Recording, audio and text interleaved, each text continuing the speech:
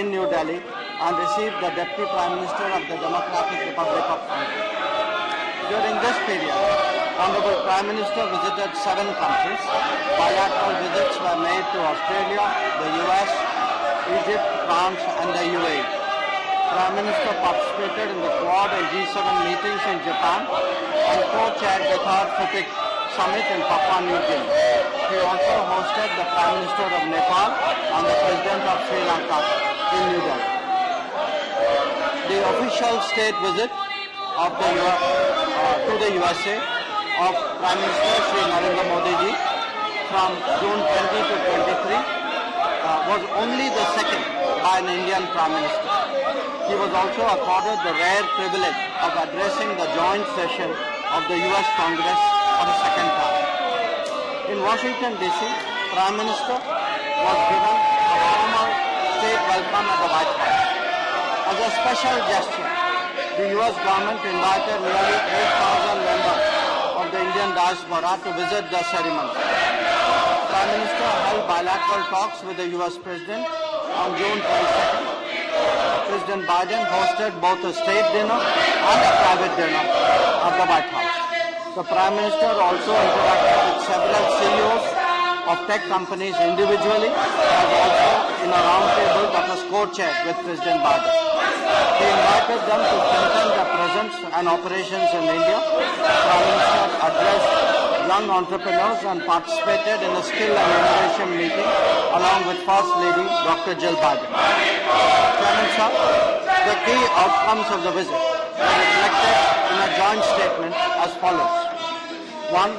Both sides agreed to augment technology cooperation, especially through the Initiative for Critical and Emerging Technologies, ICET, focusing on artificial intelligence, semiconductors, space, quantum and telecom.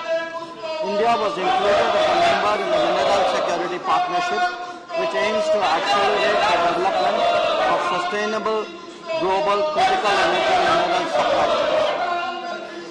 2. Under the Defence Industrial Cooperation Roadmap, the defence industries and startups of both countries announced their intent to engage in co-production and other activities. A US company, GE Aerospace, announced that they would manufacture jet engines in India through transfer of technology to HAL for our light combat aircraft indigenous production. 3.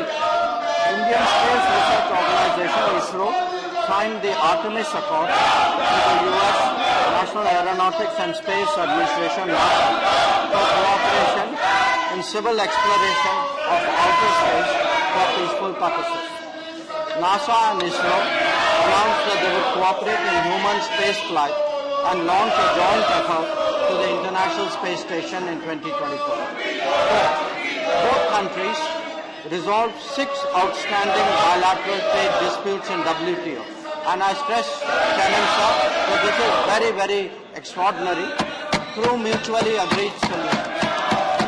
They agreed to strengthen collaboration between the respective SMEs and boost innovation linkages. 5. In the semiconductor domain, 3 US companies made announcements for building a semiconductor assembly and test facility in India and for training Indian engineers and workforce. This too, Chairman Sir, is a very important step.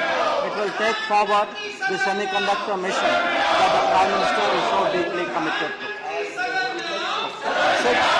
In the telecommunication sector, both sides agreed to collaborate towards a bilateral trusted network, trusted sources framework, enable participation of Indian companies in the US RIP and Replace program, and undertake 4 reciprocal pilot projects. India and USA also agreed to accelerate cooperation in green hydrogen and other emerging technologies. 7. To deepen the people-to-people ties, which are anchored in a 4.4 million Indian diaspora, the US announced its decision to open 2 new consulates in Bengaluru and Ahmedabad. This will have a big impact in easing up the issue of visas, which is a concern which is shared by many members of the House. India will take steps to operationalize its own consulate in Seattle later this year and identify locations for 2 more new consulates in the USA. 7. Both countries agreed to further strengthen higher education partnerships. After the official state visit, the US government has also returned to the Government of India 105 cultural antiquities that were illegally trafficked. 9. Given the shared vision of a free, inclusive, open and inclusive Indo-Pacific, both countries agreed to commence an Indo-Ocean dialogue, and USA announced that it would join the Indo-Pacific Oceans Initiative that was announced by India in 2019. And 10. India and USA will work together for the development of digital public infrastructure and strengthen multilateral development ties to address global issues. Sir, honorable members would be interested to know that Prime Minister led the 9th International Day of Yoga on 21 June at the UN headquarters in New York, which was on 31 July.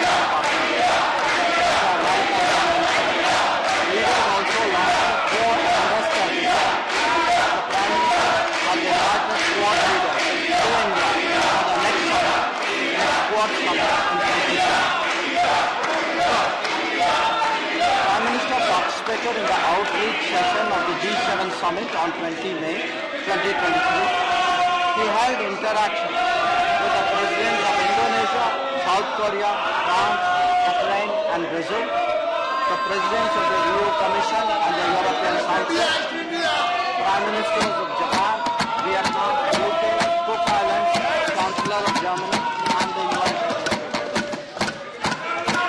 Chairman, Prime Minister made his landmark visit to Australia thereafter, holding a bilateral meeting with his Australian counterpart on May 24.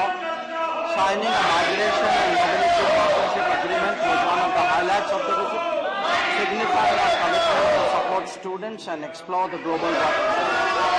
During his stay, Prime Minister interacted with prominent public figures, participated in a business roundtable with Australian CEOs, and addressed the Indian community in Sydney. He joined his Australian counterparts to lay the foundation of the Little India Gateway at Harris Park, Sydney. Prime Minister also announced our intention to establish a new consulate in Brisbane, which will definitely help NRIs in Australia. Chairman, sir, from July 13-14, 2023, Honorable PM visited France at the invitation of the President. He was the guest of honor at the Bastille Day parade, where a Tri-Services Indian Armed Forces contingent participated in the parade. This included soldiers of the Punjab regiment that had defended Paris 107 years ago in World War I. In a rare honor, Chairman, sir, Prime Minister was also conferred the Grand Cross of the Legion of Honor, which is France's highest civilian award. all Indians. He held meetings with the President as well as the French Prime Minister and Presidents of the Senate and the National Assembly, Prime Minister Secretary interacted with the Indian diaspora, CEOs of Indian and French companies, and prominent French personalities. He announced the setting up of an Indian consulate in Marseille. India and France released a vision document, Horizon 2047, 25th anniversary of India-France strategic partnership towards a century of India-France relations.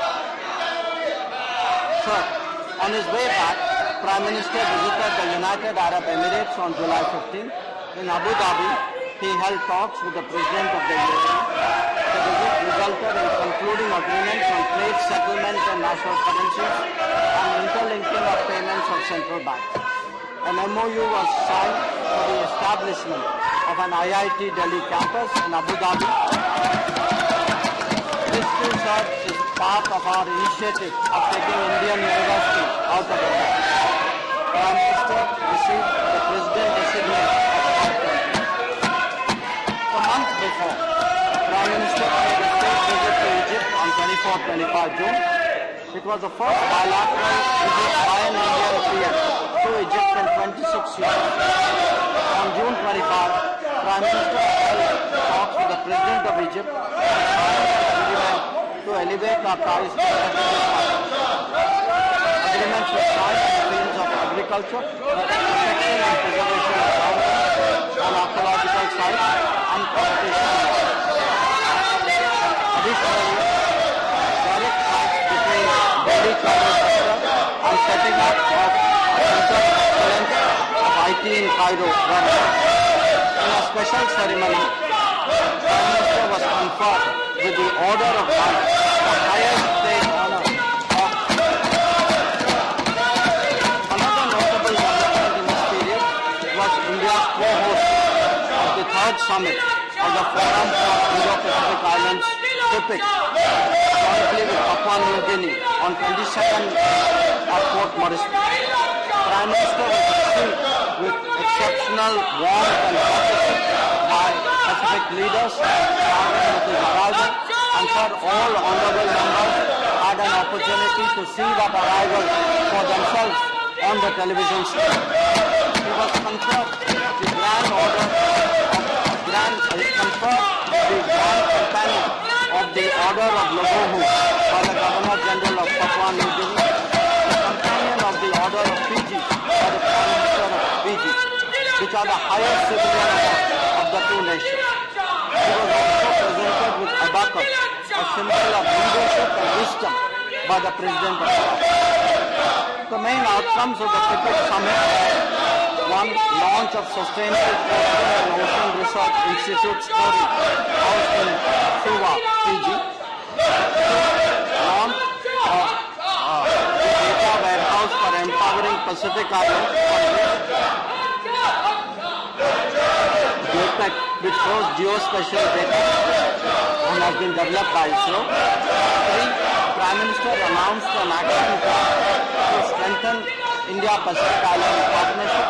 This included a 100-bed regional super specialty hospital in Fiji, setting up of regional IT and cyber security training hub for Papua New Guinea, Sagar Amrit scholarships, Jaipur Food Camp, SME development project, solarization project for government buildings, desalination units for drinking water, supply of sea ambulances, setting up of dialysis units, creation of 24/7 emergency helplines, setting up a Jan Aushadhi Kendra abroad, and to make cost-effective and efficient pharmaceuticals available, and setting up of yoga. For the first time since joining the organization as a full member state, Honorable Prime Minister hosted the SCO Summit, the Shanghai Cooperation Organization Summit, of heads of state in a virtual format in Tokyo. The summit adopted the New Delhi Declaration and 2 joint statements on countering radicalization and cooperation in digital transformation. During the course of India's presidency, we successfully hosted 15 ministerial meetings, over 130 regular institutional meetings, and social, cultural event with a key focus on secure, which is security, economic development, connectivity, unity, respect for sovereignty and territorial integrity and environmental. Chairman, sir.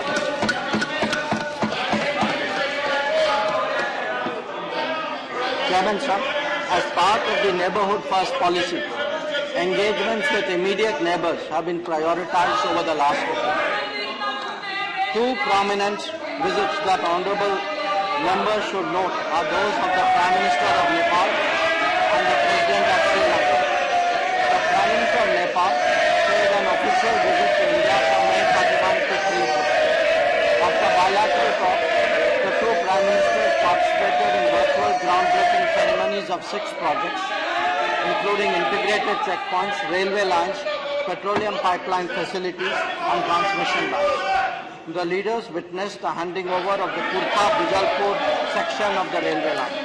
Understandings reached included that on electricity imports from Nepal, as well as allowing export of Nepal's electricity to Bangladesh using the Indian grid. India also committed to expand cross-border petroleum pipeline.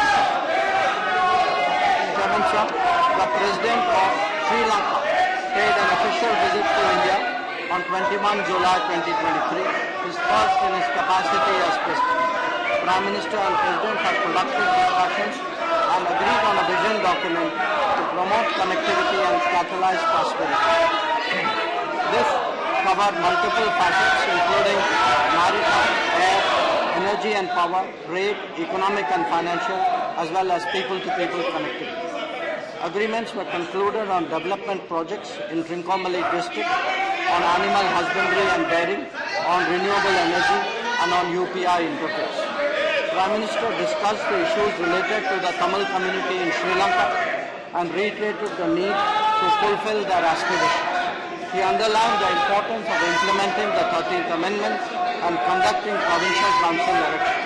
Prime Minister also took up the issue of Indian fishermen and requested Sri Lankan side to approach it on a humanitarian basis. Allow me, sir, to briefly turn to the subject of G20. During our presidency, we have been able to focus attention on the most pressing challenges of humanity, especially faced by developing countries. This includes Mission Life for empowering climate-friendly lifestyles and popularization of millets to address the challenge of food. We have also advocated an inclusive human-centric approach to climate action and development, as well as use of technology to transform the lives of people. Since April 6, we have hosted the G20 Development Ministers meeting in Varanasi, the Agriculture Ministers meeting in Hyderabad, the Tourism Ministers meeting in Goa, the Education Ministers meeting in Pune, the Finance and Central Bank Governors meeting in Hyderabad, Labour and Employment Ministers meeting in Indore, Energy Ministers meeting in Goa, Environment and Climate Sustainability Ministers meeting in Chennai, and the Ministerial meeting on Women's Empowerment in Bangalore. As envisaged, we are realizing our intent to make India's presidency a truly national endeavour and showcase India to the world. I would also like to share with the House that the Ministers of MEA have been equally active during this period. My official visits to Uganda, Ethiopia, Mozambique, South Africa, Namibia and Tanzania in Africa, to Guyana, Panama, Colombia and Dominican Republic in Latin America, apart from visiting Bangladesh, Sweden and Turkey. The visit to Latin America included co-chairing the India CARICOM and India SICA ministerial meetings. Many of these visits were the first ever. I also visited Indonesia for the Foreign Ministers meeting under the ASEAN-India format, East Asia Summit and ASEAN Regional Forum. Before we saw participation in the second India-Australia-Indonesia trilateral. After Jakarta, I traveled to Thailand to co-chair the 12th Foreign Ministers meeting of the Mekong-Ganga Cooperation Mechanism and also attending the BIMSTEC retreat. In Sweden, I participated in the second EU Indo-Pacific Ministerial Forum and the inaugural session of the India-Europe-US Trilateral Forum. Along with my esteemed colleagues, the Commerce and Industry Minister and the Minister of State for Electronics and Information Technology, we attended the first Ministerial meeting of the India-EU Trade and Technology Council in Brussels. In South Africa, I had an opportunity to take part in the BRICS Foreign Ministers meeting and the Friends of BRICS meeting. In the same period, I have had the privilege to host my counterparts from the Republic of Korea, Israel, Philippines, Maldives and Japan, apart from the Deputy Prime Minister of Russia. I'm chairing the Asia Council of Foreign Ministers in Goa and the G20 Development Ministers meeting in Varanasi. Our Ministers of State also actively engaged in promoting India's interests. Sri Muralidharanji oversaw Operation Kaveri from Jeddah in April and paid official visits to Saudi Arabia, Bahrain, Brunei Darussalam, Malaysia, Maldives and Syria. Srimati Meenakshi Lekhiji visited Croatia, Slovenia and Northern Macedonia. Dr. Rajkumar Ranjan Singh ji visited Singapore and Fiji. During our interlocutions, we noticed a growing interest among our partners and business leaders to be part of India's growth story and engage in development partnerships. India's undertaking of greater responsibilities was widely welcomed and our views on key global issues taken seriously. We aim to realize the Prime Minister's vision to make India a leader in democratizing technology, a trusted geography, and an important part of our global supply chain. In our travels abroad, I'm glad to report, sir, that we are now seen as a credible and effective development partner. Our development partnership portfolio now spans 78 countries, and hallmarks of this project is demand-driven, transparent, empowerment-oriented, environment-friendly, and relying on a consultative approach. We have also been spearheading the promotion of digital public infrastructure and sharing best practices in digital governance, especially in the global south. Honorable members should know that as part of our HADR effort, India has provided medical supplies. The details are in my statement, but I would like to take the opportunity to mention an important rescue operation that took place a few months ago. On 15th April, an armed conflict broke out in Sudan. In order to protect and evacuate our citizens, Operation Kaveri was launched. Indian nationals were brought to Port Sudan from different conflict zones and then ferried to Jeddah using our Air Force aircraft and naval ships. During Operation Kaveri, like Operation Ganga, we not only evacuated thousands of citizens but helped people from many other countries. 4,075 Indian nationals were safely evacuated. Our diplomats and our armed forces displayed exemplary courage during this period, and I must mention, sir, to the House, many movements took place on its firing, and one particular aircraft landing was particularly challenging. So I would like to underline that we have proven once again that India will never leave its people behind during a crisis, be it in Ukraine or in Syria. We have also made consistent efforts to secure the release of our personnel and civilians. 74 have been returned from Sri Lanka and 398 from Pakistan. Sir, in conclusion, let me say that at a time when international relations have become unprecedented and complex, our people-centric foreign policy, which is guided by the demands and aspirations of our society, has shown that India speaks as a voice of peace, of security and prosperity for all, while serving as a force of global good and stability. We have also vigorously defended our national interests. In 2022, at the beginning of Amrit Kal, India assumed the landmark G20 presidency. We will host a summit this September. Our presidency has invigorated our foreign policy and given more force to realize the Prime Minister's vision of an Atmanirbhar and Viksit Bharat that regains its rightful place in the world. Thank you. Honorable members,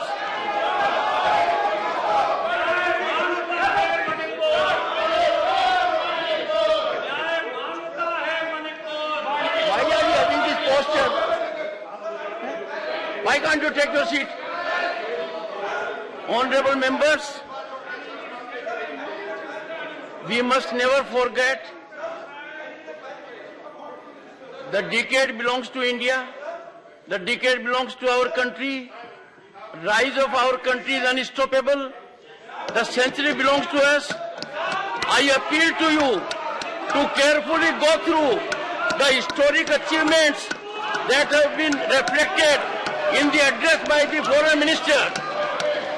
I have noticed during my 3 visits abroad, being citizen of this country is a great honor. Take your seat. Honorable members, can you take your seat? Take your seat. Take your seat. Take. Remember your duties before telling me my duties. No, please, honorable members, why don't you, honorable members, listen to me what I am saying. Honorable members, as per Rule 251, no clarifications are permitted at the time of statement. I would allow, because there is a convention and we need to follow it. And clarifications are required because, would you please take your seat? You don't believe in growth of the country. You don't believe in historic growth. You don't believe in rising our reputation all over. You don't believe in all achievements the Honorable Minister put up.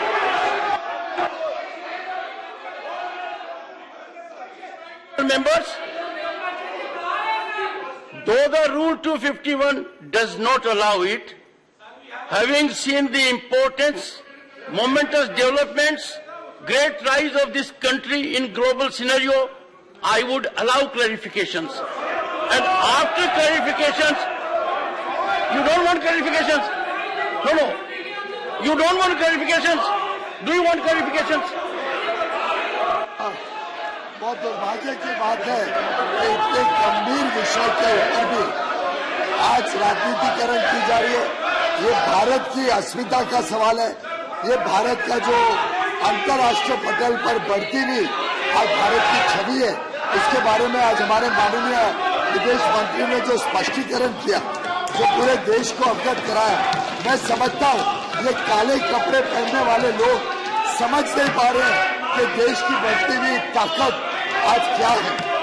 जिनके मन में काला है, जिनके तन में भी आज काला है, क्या छुपा है इनके दिल में? क्या दिल में काला है?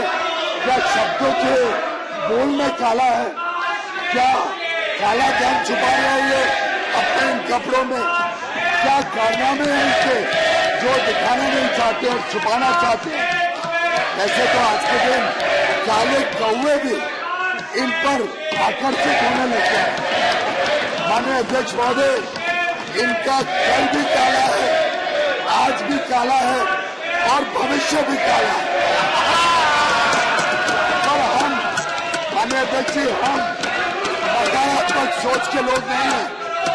हमारा पूरा विश्वास है कि इनके जीवन में भी अंधेरा छटेगा, इनको भी रोशनी दिखेगी, सूरज उठेगा और इनके दिल के कलंक खत्म होगा।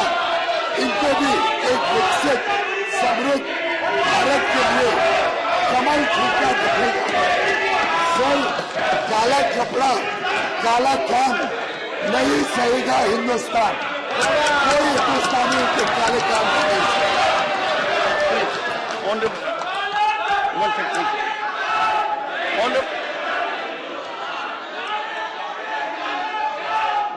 सहेगा Hindustan. Take your seat. Take your seat. Take your seat. Mr. Leader of House, ask your people to be in order. Take your seat. Take your seat. Take your seat. Honorable members, one second. All of you take your seat.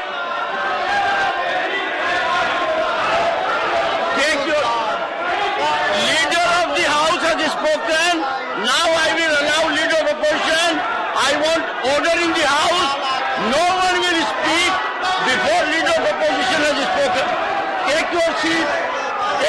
Ask them to take your seat.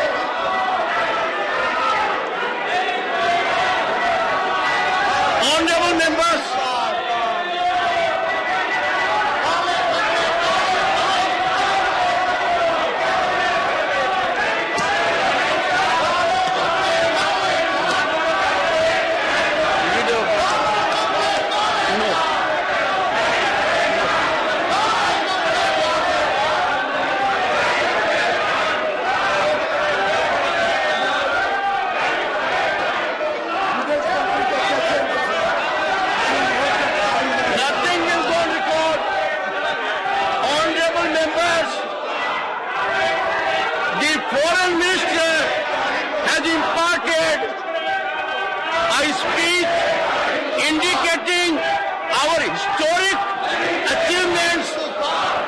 We could never dream of those achievements. He has taken us comprehensively to the respect India, Bharat, its leadership commands all over. He has indicated to all of us that in the most powerful democracy, the largest democracy leader was so favorably treated. It's a defining moment in international polity for our country. Rise of our country, relevance of our country, importance has been considered by one and all. Honorable members, please ask clarification from the Honorable Minister.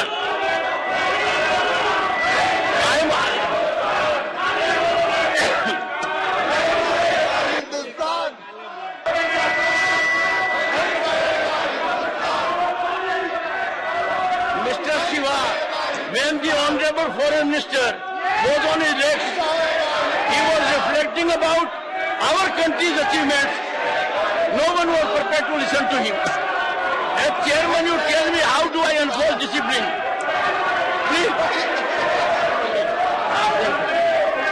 I want to give floor to leader of the police.